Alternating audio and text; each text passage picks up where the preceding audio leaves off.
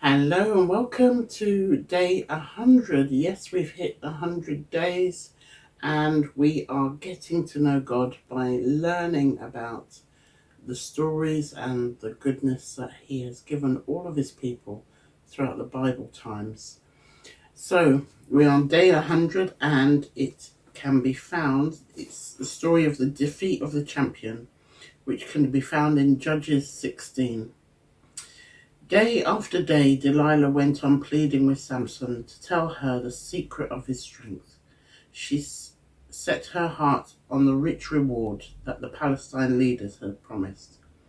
In the end, Samson could stand her nagging no longer. "All right," he said, "I'll tell you all about it." Delilah listened intently. This time she felt certain he was telling the truth. "My hair has never been cut," Samson explained. "From the day of my birth, I was especially set apart for God. My long hair is the sign of my Nazirite vow.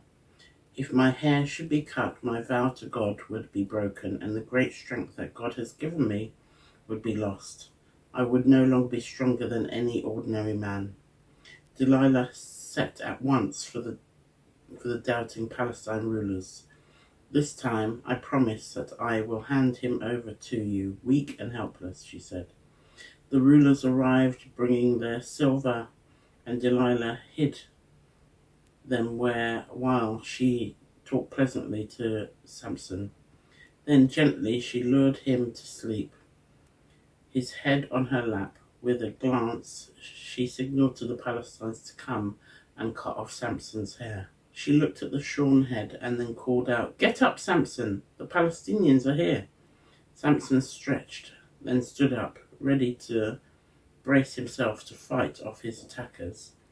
He did not know that God was no longer with him to make him strong. He had broken his vow and his strength had gone. The jubilated Palestinians grabbed him, tied him up, and took him off to their city of Gaza. There they blinded him, put him in heavy chains, and set him to grind grain in the prison. What do you think of that?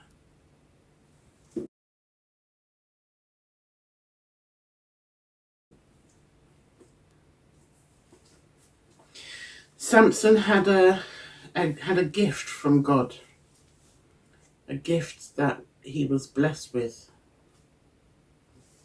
and yet he allowed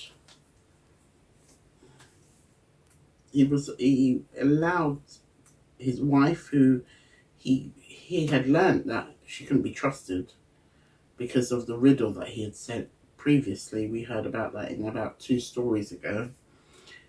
He learned that he couldn't trust her, and yet he still gave her the information. How many times do you or I forgive or forget somebody that has deceived us and stabbed us in the back for some reason, for some bit of information that we shared with them? How many times has that happened to you?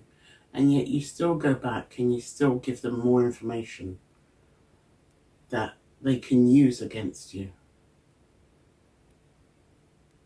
God wants us to be discerning. God wants us to, which means He wants us to be thoughtful about who we talk to, and who we talk with about our worries, our gifts, our plans. He wants us to be discerning. So that doesn't mean that you just share all of your information with everybody, but choose carefully who you speak to about your goals and your dreams, about your actions and your plans. Because otherwise, if we don't, we are going to suffer just as Samson suffered. Maybe make a list of who you deem to be your close friends. And it reminds me of a character in The Mentalist who is a little bit of a deceiver, but he gets the job done by finding out who the criminal is, by setting up traps for the potential suspects.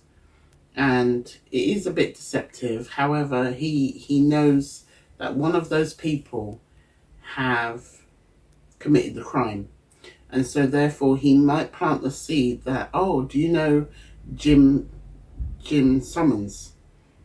And he asks all of the people about Jim Summons.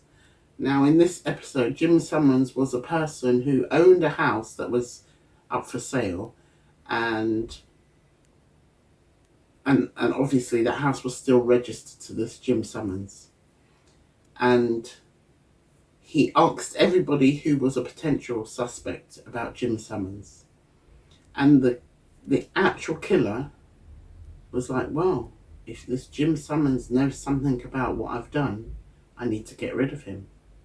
And eventually the actual killer went to the house because they had the resources to find out where Jim Summons lived. And they went to the house, and that's where Jane, the consultant for the FBI or whatever police department it was there waiting for them to arrive. So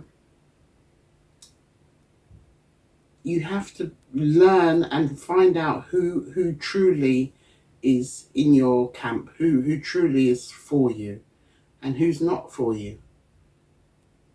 Who's not on your team, who's not one of your cheerleaders, but who is pretending to be a cheerleader, but behind your back is happy to stab you because they are jealous or envious or